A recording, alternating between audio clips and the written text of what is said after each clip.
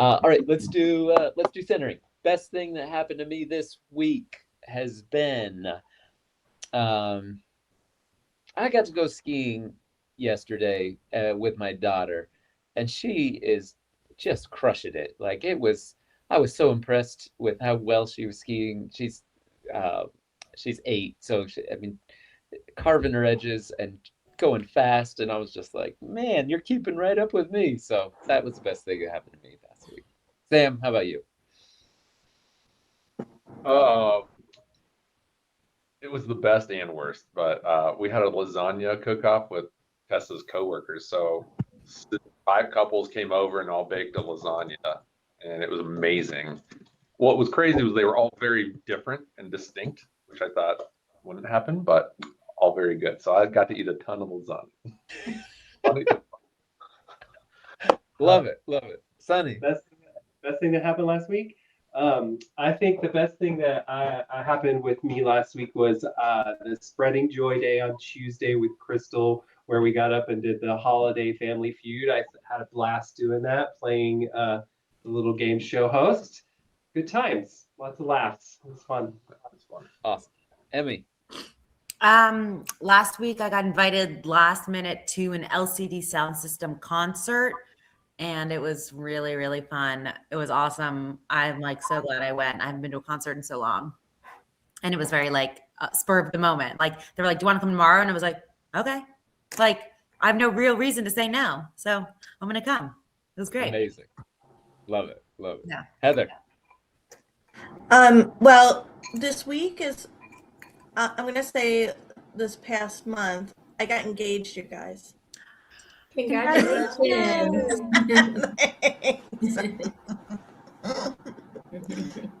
That's awesome.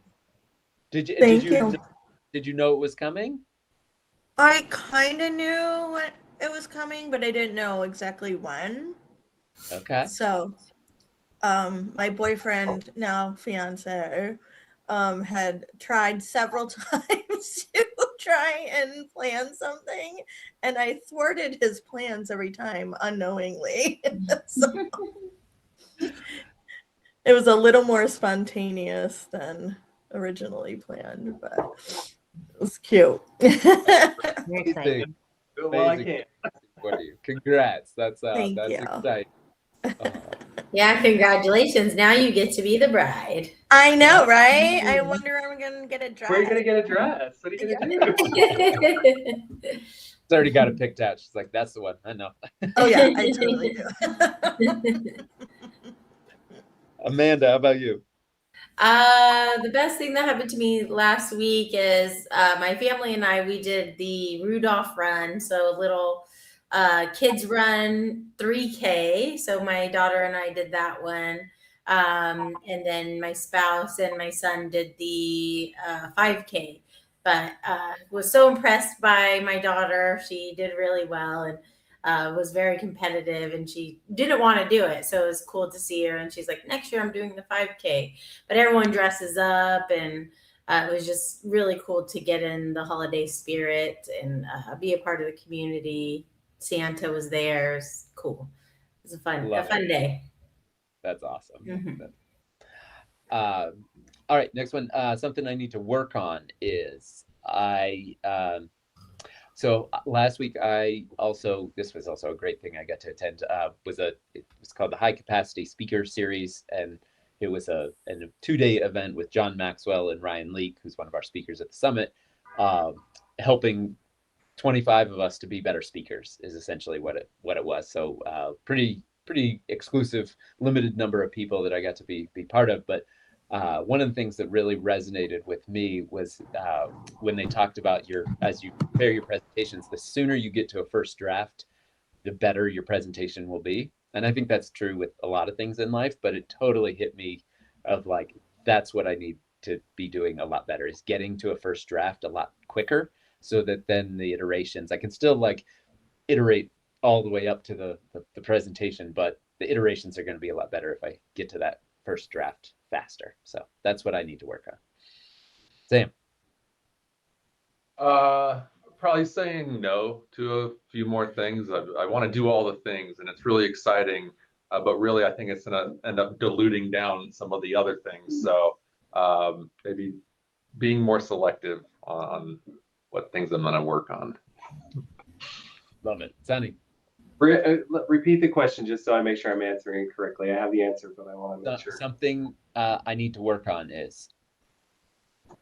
Yeah, so I'll say I need to work on slowing down and not speed reading through life. Like I'm a do it task, like let's get it done, point A, point B guy. And I think sometimes because I am so in my head efficient, I forget to slow down a little bit and check for details.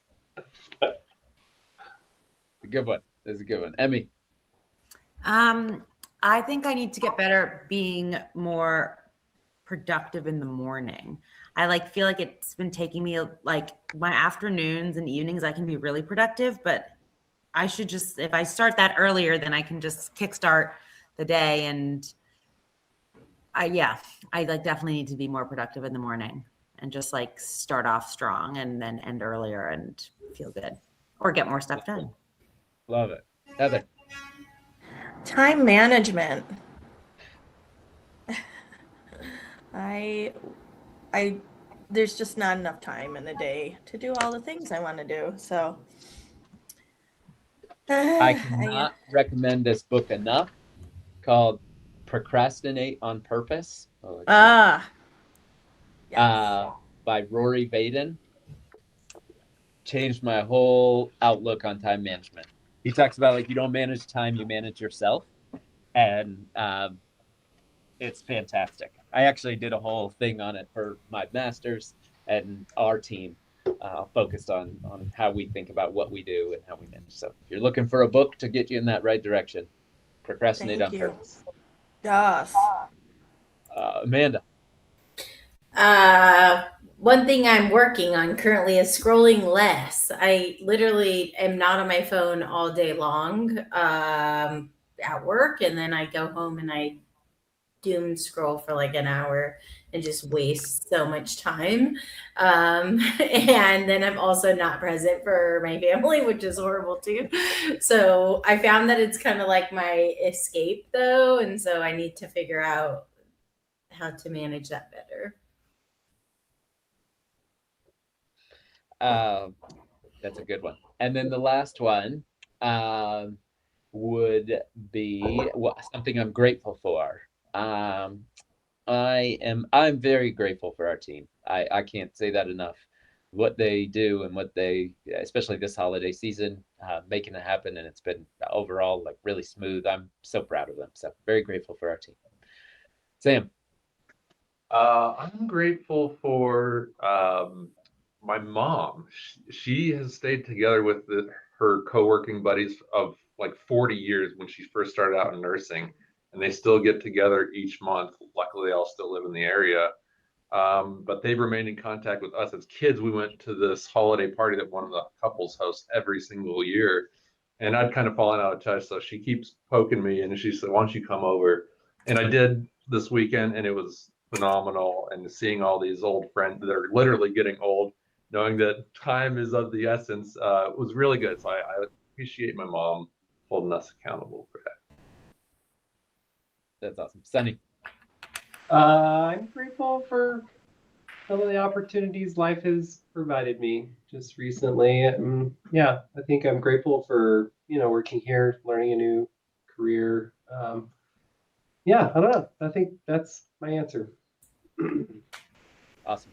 Emmy. I'm grateful that I live near my family. Like yesterday, my parents came into the city and my cousin and her new baby and husband came down and all came to my apartment. And it was just like really nice to all hang out and be together, 3 generations. And it was just like so easy and seamless. And I felt so lucky that could happen, that we're all so close. Love it. That's awesome. Heather. I am grateful for an amazing partner in life that I found and am now engaged to. And it's everything I ever wanted. And, at age 51, I finally found it. So that's really cool. That's awesome. That's awesome. What's his name? His name's Eddie. Eddie. Love it. Awesome. Well, I'm congrats. I'm only 4'11" and he is 6'3". So we are Mutt and Jeff, and it's hilarious. Oh, love it. And Amanda, what are you grateful for? I'm grateful for the team. They're handling a lot of the Christmas spirit week, and I could be a bit of a Grinch. So I'm glad that they've done that. We've actually done like the joy days that you guys do, and so people have been really creative, and everyone's looking forward to when it happens, and so it's getting me in the Christmas spirit, which is nice, and I'm very grateful for that. Oh, good. Good. That's awesome.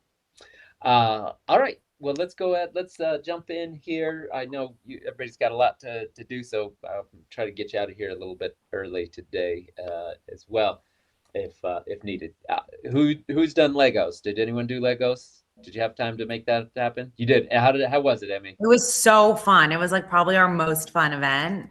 We're like, it was so much fun and really interesting to see how everyone collaborated very differently with each other and explained details in different ways or asked for more detail. There was also like people's like one person would like listen in English and then say it in Spanish to someone else. Like the code switching was really cool to see. Wow. It was really fun. We loved it. Oh, that's awesome. Yeah. Awesome. And I think that we might like do it with our other teams. Like I think like the sales team's going to do it and whatnot. Yeah, that's very common that people take it to other groups with their company or do a larger like team event. So it was also just nice to like move around and do things. Like I feel like, every time we're in those sessions, we're just like sitting, and we could even like give ourselves breaks and whatnot, I guess. But it was nice to be like, okay, let's all like stand up and walk around. We're gonna have like half in this room, half in that room, and like it was good to do that, to move. Yes. Oh, good. Did Yeah. Deborah have fun with it too? Yeah, loved it. Good. Amanda, do you guys do it as well? We haven't done it yet. Schedules have been insane, to say the least, but we'll definitely get it done. I'm looking forward to it too, because it does seem like a fun exercise. It's a unique one. It's just lean into it. Like people just get to show up, be part of it, be present, and participate. So, and Heather, I know you're behind as well, right? Well, I had it all set up and we were getting ready to do it. And then something happened, and like, a customer or something. And I was so bummed because I feel like this is exactly what we were needing in that moment because we weren't communicating. And I'm like, oh my God, this exercise. We so need it. So it might happen tomorrow. So I'll keep everybody posted. Get it done. It's a good one. Mm-hmm. It's a good one. All right. So let's talk about meeting number 11. So thank you for sending out those links. Emmy and Amanda, I think your teams are done with them, correct, Sunny? Okay. Awesome. So you guys are set. We will be getting you your heat maps. Have we sent them their cards yet, Sunny? Yes, so the heat maps and the cards have both been sent. You guys have the digital heat maps. The cards will be arriving in a day or two. Well, probably midweek, hopefully. Perfect. Great. So you'll have that for your meeting, which is great. Heather, when you get your team to take the assessment, and you're probably close enough, you can just send it to them to have them take it. We'll compile all of that and send that separate package to you with the cards for each individual person. And I know Paige is behind on that too. So go ahead. Okay.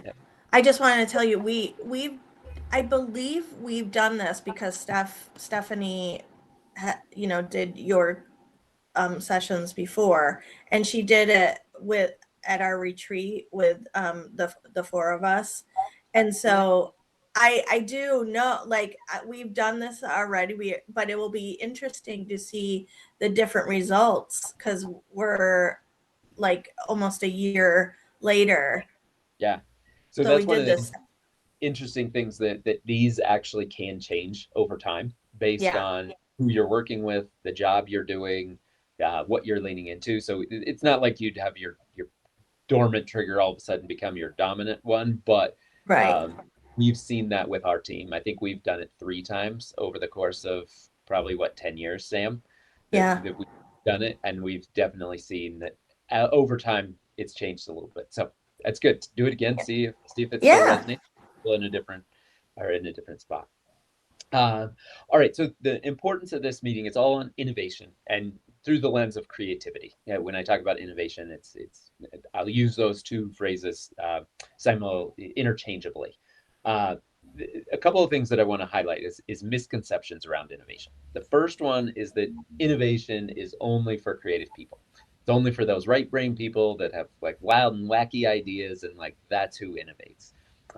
If there's nothing that your team takes away from this meeting other than the fact that everybody can be part of the innovation process, that is critical to me, that everybody understands they all can participate in creativity and innovation for the company. They're just going to do it in really different ways. So it's not just for that creative person that that's who's going to be our innovator. Number 2 is that it's one person's job. That oh, you know what, we have the chef de cuisine in our kitchen. They're the ones that come up with all the new menu ideas, right? Like it's one person's job to be the creative, and that just isn't the case. Everybody in a company, when they are leaning in and participating in innovation and creativity, you are going to have a stronger company. And so this gives you some tools for how to do that. And then the third misconception that I talk about quite a bit is that innovation happens overnight, that it's just this big bang thing that all of a sudden we have an amazing idea and boom, we're much better because of it. In reality, what happens is that innovation is a process of what we call MIBEs, right? Like small incremental improvements, things that you've made better over time. And eventually you look back and you're like, wow, look how cool this is. Or there may be a tipping point somewhere along that journey, but it rarely happens from 0 to all of a sudden amazing. It's usually somewhere along the way that you've made a lot of progress. And then all of a sudden it's like, oh, switch this. And then you've got something that's really remarkable that people stop and say, wow, that's phenomenal what you're doing. But a lot of times what happens is that we don't appreciate those small incremental improvements, and we downplay what innovation and creativity really is when it's happening within our businesses as just oh, that's just something small. But when we celebrate those things, we compound them and get some really amazing things down the road. So for this meeting, the crux of it is for you to take the IQE, the Innovation Quotient Assessment. This was designed by a friend of mine called, her name is Tamara, and Tamara Gandauer. She designed this and has done years of work with Fortune 100 companies to solopreneurs, and thousands of people have taken this assessment, but it is all around how you innovate. So I love it for that reason, that it is very specific. A lot of personality assessments, it's pretty broad. This one is a lot more granular and can be applied in a very specific way. When you take the assessment, as Amanda and Emily have found, you'll get 2 power triggers, 2 dominant triggers, and 1 dormant trigger that it will spit out, and it'll give you a whole report on those 2 triggers, and then a little bit about your dormant trigger. I mentioned that they can change over time based on your situation. And then as with anything, all of these power triggers add a lot of value to the organization, but too much of it can also create friction. And so that's an important thing for everybody to keep in mind. And in the video, I go into detail, I talk about each one of these. I'll give you the high level overview of each of the power triggers. And so if we start with, let me see if I can.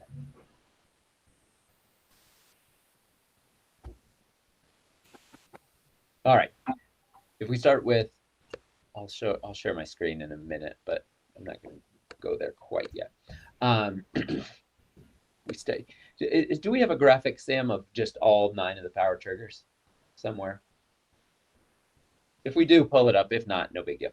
All right, so first one I'll talk about is risk taker. Risk takers are, oh, there we go. Yeah. Perfect. So I don't love the moniker of the risk taker because it looks like they're being reckless of just jumping off the cliff.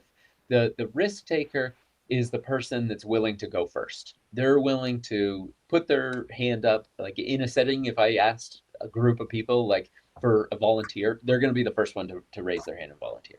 They are going to push an organization forward because they're willing to take the leap before they see the whole path that is there. They have a feeling, they know it's the right way to go, and they're going to be bold in that way. Where they add friction to the process is that sometimes they're going to go before everyone else is ready. And that's the big problem that we see, is that everybody else is like, oh, I don't know if we should do that. I don't know if we should do that. And so they have to have a lot of trust in the risk taker. For many years, April was the only risk taker on our team. And so it was fitting, because she was the one that, like, when she said we're going somewhere, everyone's like, okay, we're a little uncomfortable, but we trust you. We know we're going to be going in the right direction. Tweaker is one of mine. Again, the moniker here, I start with these two because they're the two that I don't love the picture of the risk taker, and I don't love the verbiage of the tweaker, but it is what it is. This is one of my power triggers. Tweakers love to have something that already exists. So if something already is there, they will come along and say, oh, if you just change this, then it'll be better. If you tweak this over here, that's going to make this better. For me, this resonated so well when I thought about the idea that basically my dad started our business. I didn't have to start our business from scratch. I got to take something that already existed, and I could figure out ways to make it even better. And so that's where the tweaker in me lives. On the negative side, where the tweaker causes friction is that they tweak for too long. They'll sit there on a project forever and be like, oh, change this, oh, change this, oh, change this. And at some point you kind of need to move on to other projects and not keep focusing on the one.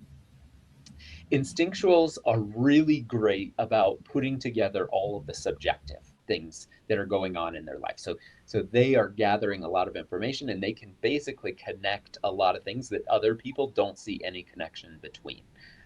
If somebody's an instinctual, they're going to use a lot of gut feeling type words. Like they're going to say, like, I feel like we should do this, or my gut tells me we should go in this direction. If you know somebody's an instinctual, you should trust them. They might not be able to explain why they want to do that or why that's the direction they're leaning, but subconsciously their body is doing a ton of work in connecting all these previous things that have happened in their life to get them to that point of where they are. So instinctuals, you want to trust them when they start saying things like, I feel like we should do this. All right, scroll down just a little bit, Sam, so I can see that next line. Inquisitives love to ask questions. That's how they innovate, is they want to have a really deep understanding of what a situation is going to be. So they are going to ask question after question after question. Where they had friction is that people think they're annoying because they think they're holding up the process. They think they're asking too many questions. They're like, come on, we got to go. This was a game changer for our organization. The first time we did this, there's a group and they raised their hand. One guy who's like, I realize now why we didn't get anything done in our meeting last week. There was 4 of them that were in a meeting. They were like planning a party or something like that. And he said, we're all inquisitive. So we just kept asking each other questions. Well, what do you think we should do? Well, how do you think we should handle this? Well, why do you they were all asking those questions. And so it was a perfect illustration of why it's so valuable to have a variety of power triggers working on a given project. When you have too many of the same, you don't get this wide breadth of thinking and creativity that you could if you had different power triggers. And so that's what we hope to explore through this. Imaginatives are really great about making sense out of nothing that exists. So on the friction side, they're looked at as dreamers of like, what are you talking about? Your head's in the clouds. You're like off in la la land. That's how they can be perceived. But in reality, what they're doing is they're able to see, like, imaginatives are really great at being able to walk into a room and picture everything. Like they can tell you the bar's going to go over here, and this is where the tables are going to set, and we should put the buffet here, and the dance floor should go here. Like they can see it come to life, and people are like, "How? I'm looking at a blank room. What are you talking about?" And so they can make sense out of a blank space really, really well. We had some clients years ago, and she was a sales coordinator, and this gave her some language to talk to her assistant about, because her assistant was always like, I don't understand how just based on a conversation with somebody you can all of a sudden like paint this beautiful picture of what their event is going to look like. And that's where she thrived as this sales coordinator. She could take what somebody was telling her and like create an event, and so she leans into that imaginative. Fluids, if imaginatives make sense out of nothing, fluids make sense out of a really messy situation. So if you had a desk, like an imaginative could have a blank desk and make sense out of it. A fluid can make sense out of a really messy desk. So they are great with constantly changing rules or situations. Like you throw more curveballs at them, that's how they get creative. They'll start thinking about like, oh, we can do this and we can add this. So I'd like to say that during COVID, if you had a fluid on your team, it was really great because it's like you can do events, you can't do events, you can do events, but they have to be 6 feet apart. Oh, but you can do events now, they can only be 50 people, but now we can do 100 people. But now you have to like, right, like it feels like every week some new rule was changing, and fluids were really able to make sense out of that and weren't thrown off by that. On the flip side, fluids can seem disorganized, a little bit chaotic, not have all their stuff together. That's on the where they cause some friction. Futuristics are able to see what is going to happen in the future and the impact of the decisions today, what will happen down the road. So they will, if you think about something where it's like, oh, like we should do this, and they're the ones that know that if you do that, it's going to cause like a chain of like 8 reactions to take place. They basically jump from A to Z like that, and they're like, oh yeah, no, you can't do that because here's what's going to happen. Where they cause friction is no one else can follow that because they're like, wait a minute, like I just see if you do this, this will happen. Like they don't see down the road what could happen. Futuristics are amazing at being able to see these are the problems we need to solve. This is what we need to get creative about. And so that's where they really add a lot of value. Our experientials, they want to start creating and building. If you put something in front of them, they're going to start just making it, start building. That's how they get creative, is the doing process, putting things in motion, and starting to like put things in place and run with it. Where again they will add some friction is that they'll leave people behind because they're just going to start working on something. They're going to start doing something and getting it into place. And finally, the collaboratives. This is my other power trigger. Collaboratives will source ideas from everybody. So it's not necessarily that they always have to work in a group or have people together, but they're going to go around to everybody else and be like, hey, like, what do you think about this? And what do you think about this? And I will ask everybody, like, and that's how I get my best ideas, taking what everybody said and being like, ooh, I think this is where we should go. Because of that, they usually get a lot of buy-in because people feel heard after they've had that experience with a collaborative. Where they will add friction in an organization is that they will collaborate for too long and be too slow to implement things. So there's your very brief overview, high level overview. And especially if you've taken the assessment, you only get the 2 power triggers that are yours. And so this gives you a little bit more breadth on everybody else. Yeah, you can land there, Sam, and go back one actually to the cheat sheet on the power. Yeah, so here is kind of a summary of what I just went over, where each one that adds value and where it causes friction within an organization. One of the things, let me pull up here because I want to go there. Okay, there's yeah, these handouts are helpful for everybody. The one that I was explaining, that we were landed on when I was explaining, and this one, because people in your group won't necessarily get information on all the power triggers in a written format. They'll hear me talk about it in the video, but this kind of helps anchor it. So if you wanted to print these for everybody, you could have that, or send them out to everybody. That's helpful as well. All right, so each of you will get a heat map of your organization and where that falls. Sam, do you have one you can pull up, or do you want me to? You're gonna, okay. So he's gonna pull one up. The fun thing about the heat map is for you see where your team is. I would not be surprised if you have 1 or 2 power triggers where you have no people in there, especially Heather, you've got a smaller team, so won't be a surprise. You won't have all of them represented. And that's okay. It's not that you have to have all of them represented. It is, again, a tool for your team to understand more about themselves and more about each other and how you can work together. So you'll have that tool to share with your team. One of my favorite applications for this, and let me, I'm going to share my screen real quick here, Sam.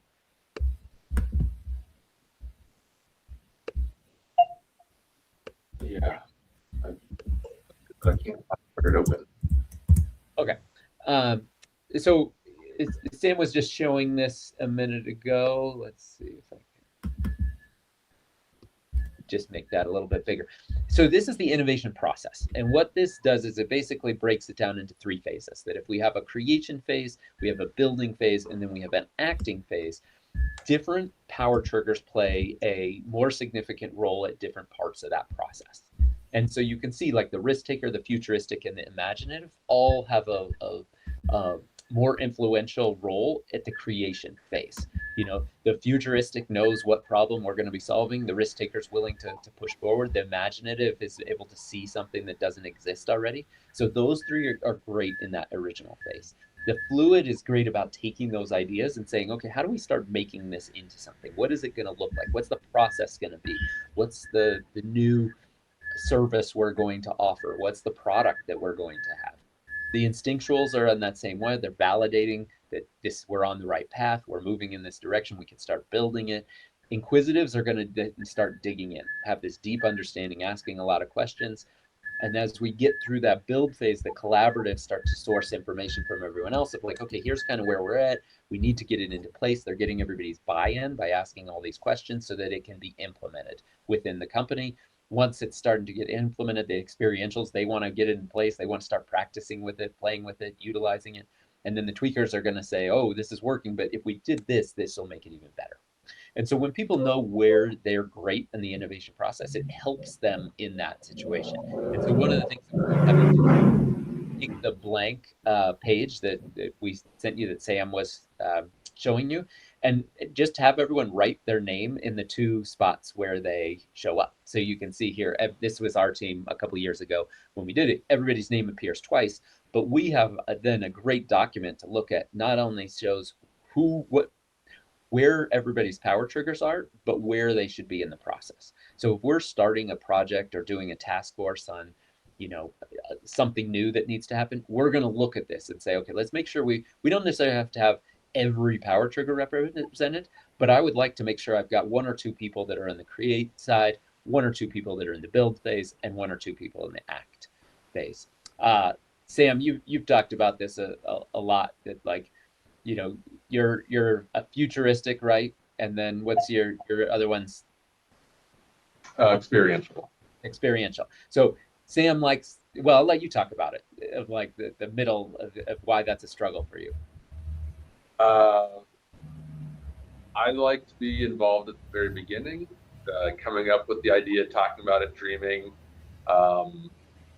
And then I like to build the thing, but I don't like all the in-between stuff. So like gathering the resources is kind of boring, or like even just operationally day-to-day type stuff starts to, I get antsy, I guess. So I'm really good at the front and back end of this thing, but in the middle build area, I just want to give that to other people and be like, okay, let me know when that's ready, and then we can start implementing this. So, and we've used it really well. We have our power triggers on our wall plaques outside of each person's office. So we've used it around here in terms of, okay, when we're working on a project, you realize, oh, we need somebody strong over in this area. You can go walk around and walk down the hallway and you see who's triggers, and then maybe you'll have a conversation with this person. So that's how we've used it, and I think it's been successful for us. Awesome, thank you. Yeah, here's what a heat map might look like, where you get to see, you know, what percentage your team is, where they are. So we have a lot of inquisitives, we have a lot of collaboratives, we have a lot of instinctuals. Those are the three main ones there. And then some of these a little bit smaller. You saw in the graph before, we only have 1 person that was a fluid on our team. So the fluid and experiential are the 2 least represented power triggers among just the population that's taking it. What we've found is instinctual, and I think it's inquisitive, make up a higher percentage based on hospitality in the like groups we've worked with compared to the norm as a whole. That's been one of the interesting things we've seen as well. Yeah, do we send both of these now? Is it both graphics on the? Yes. So you'll each get one of those. This was cool that how our team changed from 22 to 2024. So again, just an evolution. It's an interesting thing for us to be able to reference and take a look at. So there are some just helpful things for you. Questions about the IQE before I go into talking about the actual meeting?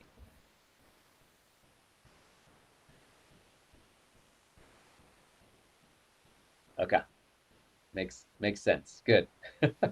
All right, so I like starting the meeting with either guessing or having everyone talk about their power triggers. So two ways to do this is you can say like, okay, we've got, the cards that we've sent you. We've got a collaborative tweaker. After they've seen the video, they've gotten their reports, and they get to try to guess of like, oh, I think that might be Amanda, or I think that might be Emmy. Like, you could try to have them guess. The other option would be just to have everyone share their two power triggers and maybe where that shows up and in their work, or where it resonates with them. Like I'm a collaborative. That makes total sense because I love being, asking a lot of people, getting everybody's input in it. Somebody else is going to have that, but you want them to be tying it in and being aware of either their own or other people's. So fun way to do that as you announce to everyone what their individual power triggers are. We gave you Skittles.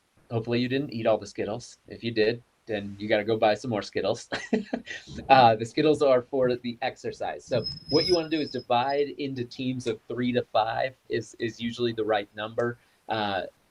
This can be a mix of power triggers, or if you have a large team, Amanda, you might be able to do this based on what you come back. We've done this two ways where the first time we grouped people that were similar. And then the second time we grouped people that were different, and we were trying to glean like how that experience shifted. But you kind of have to have a large team in order to be able to do that. So if you can't do that, it's not a huge deal. 3 to 5 people in the group, and you tell them, all right, with the Skittles, and you got to divide the Skittles up into, the how many ever groups you have. You're just going to instruct them to build a house with the Skittles, or create a house with the Skittles when you say go, and you give them a few minutes to do that. Like, 5 minutes is more than enough time. Again, I don't know if there is a set time on the agenda, but you don't need a lot of time. You're going to immediately see power triggers come into action. And so as the facilitators, the best thing you can do is start looking for some of those. So the person that's like, well, does it need to be 3D? Well, can we use outside props? Can we, like that's your inquisitive right there, right? Like how much time do we have? What do we like? They're going to be asking all these questions. The experientials like going to just start playing with the Skittles before you've even told them to go. The tweaker at the very end, like it's, you're going to be doing a countdown and they're like making all the last things. Even after the buzzer, there's tweakers going to come and like try to add a chimney on or try to do something else. You might have a collaborative that's like, all right guys, come on, let's devise a plan. What do you think we should do? And they're like gonna huddle everyone up. You'll see cues of the power triggers. I think there's a list on the member hub that says, here's just some things to be looking out for, but hopefully your team is looking out for those things as well. Once you've had them do that, you're going to say, okay, we're going to repeat the exercise. You got to turn the house into a rocket ship. For this, you can mix up the groups. And again, you're going to see things come out. Like the fluid's going to love this. They're going to be like, oh, this is great. Like we got to change. We get something else. Like you're going to have other people who are like, oh, no, like I don't want somebody else working on my project. Like you're going to start to see all these dynamics come into play. And it's just meant to be a fun way of like a group of people working together to do a random challenge and seeing where their creativity comes into play. It's supposed to be vague. It's supposed to be kind of abstract. You'll have risk takers that are like bringing in outside props, just like they don't even ask. They're just like, oh yeah, we can do this. This is fine. Like it's not a big deal. You'll see it all start to unfold. Afterward, then you want to have that recap discussion. And so in your back pocket, hopefully you have a list of notes of what you've seen, but the goal is hopefully that they've seen some of these things in place. Well, I noticed that Heather did this and that was really helpful for us. I wouldn't have thought to do that. And I think she was leaning into her power trigger of, inquisitive by asking us a lot of questions or, whatever it was. Those are the things that hopefully you will see.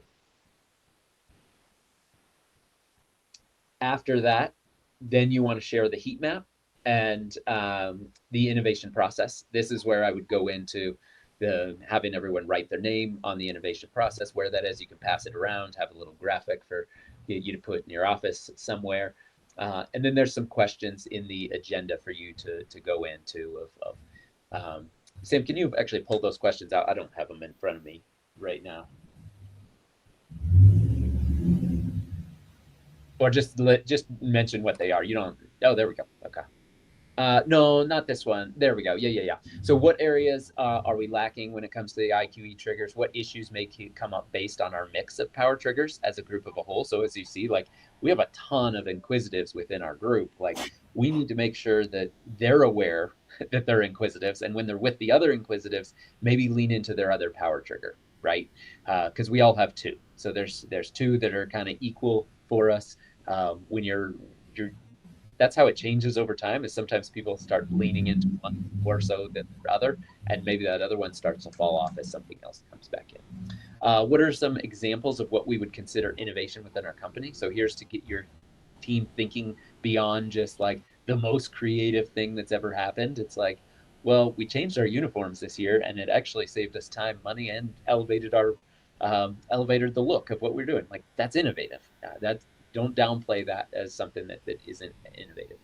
Are there things that are innovative within our company we don't give credit for because they don't fit the typical definition of innovative? There you go, kind of in that same vein. And then how can we create a more innovative environment? So having your team think through like what can we do to have some additional ideas be thrown out there. At the end, each person should fill out the innovation action worksheet. So that was the one Sam had. You can pull that up, Sam. So this is one that's just a personal thing for everybody to write. How can they leverage their power trigger? How can they reduce friction? And then what is their dormant trigger? And like who in the room maybe has their dormant as their power trigger? And that's somebody that it's great to innovate with, right? Because you're going to have two different approaches and different ends of the spectrum. So things to try when I feel stuck. And then what actions are you going to take to increase the innovation in the following areas for yourself, for your team, and then the workflow process. So here, again, they get the create, build, act. They can kind of put where they fall on that. So a lot of self-discovery here, but also being mindful of like, how do I contribute to the innovation process? And how do I help the team be more innovative as well? All right. Questions? Hopefully it's not overwhelming. It's a great, just very specific like assessment that we found is extremely valuable, and our team enjoys it. Like Sam said, we have our power triggers on our doors, so we can always be mindful of like, oh yeah, he's the futurist, he's the tweaker. So it's kind of fun when it comes to that. You know that there's a lot of other ways to be innovative, and one last I'll share with you that I love, and this comes out all the time, is a lot of times what happens is we filter our ideas too much, and we need to be throwing out bad ideas in order to get great ones. And what often happens in companies is if I come up with an idea or I have something that I want to share, I liken it to something I've like made a homemade project, a homemade gift for you, right? It's like my idea that I've been thinking about and I've been putting it all together, and it's like I come and bring it to you and I'm like, here, I made this, what do you think of this idea? And most times it's like, yeah, we tried that didn't work, or no, that's a terrible idea, that's not ever going to work. And essentially what we're doing in that moment is telling that person like, don't bring me any ideas again. We're taking a hammer to their precious thing that they've created and they've thought, and we're just saying like, boom, like, nope. And so to train your team to come at it from a standpoint of like, when Sam throws out a bad idea, it's like, okay, how would we change that so it could be even better, right? And it's like all of a sudden somebody throws something out there and it's like, yes, oh yeah, if we did that, like that doesn't, in its true form of what you just shared, it's not going to work. It's not going to be effective.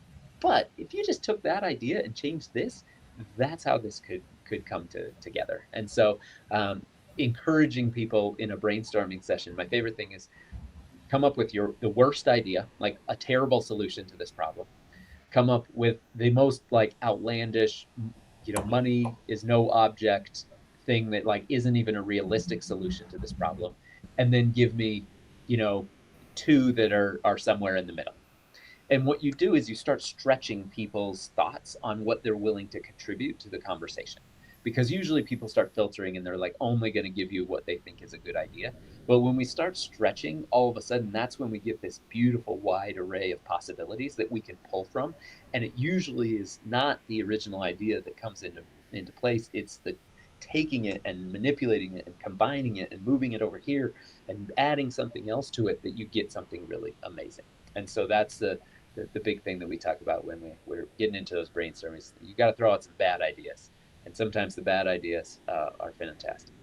Sunny did that last week or a couple weeks ago. I was like, guys, we're filtering too much. Like, I need some bad ideas. Sunny threw out an idea, and I'm like, everybody looked and they're like, actually, that's really good. He thought it was terrible. He thought it was a bad idea, and we're implementing it at the summit. Like, but he was filtering it. Yeah. So you're in for a treat if you're coming to the summit. My 2 innovative are imaginative and collaborative. So I'm always thinking of ideas, but I want to ask people first before I just throw them out there. Like, I want to get the reassurance before I just open my mouth. So that's kind of one of my, things that I need to work on. A risk taker doesn't have that problem. April doesn't have that problem. No. She's gonna throw out, tell you what she thinks all the time. No worry about it. Like, yeah, I know that's innovative. I know that'll work. All right. Anything else? Anything else we can help you with? All right. Yeah, I'm sensing the glaze. You got other stuff going on. It's December. I know it's the last busy week. Thank you for taking the day to make this happen. If there is anything else we can do to support you, let us know. We will talk more next month about MIBE Masters and next steps, but just know that is an option to continue on with the program. It is a slimmed down version of MIBE Monthly, where we give you an exercise every month. There is a group town hall among all the people that have completed MIBE Monthly and are part of MIBE Masters. So it's a great discussion that we have each month, but you're not getting boxes, you're not getting a full agenda, and it's a much different price. It's only $200 a month for the MIBE Masters to continue to be part of that subscription. So we'll talk more next month about that. I can't believe we only have 1 more training. Actually, we have 2 because we do an offboarding of month 13. But it's crazy how fast this is going. So thank you for all you've done. We appreciate it. Heather, excited to see you at the summit. Emmy, we got somebody come in as Alex well. is coming, yeah. Can't wait to have them. And then Amanda, we gotta get you or Debbie or somebody here from Classic. Who do I need to talk to about that? Probably Cheryl. Right, She did the forecast and did not include my so yeah, that's then kind I will go directly to Cheryl then, and we'll get it added to the forecast. Yeah. All right. Well, thank you so much. Okay. Thank you. Have a good one. See you next Bye-bye. month. Thanks.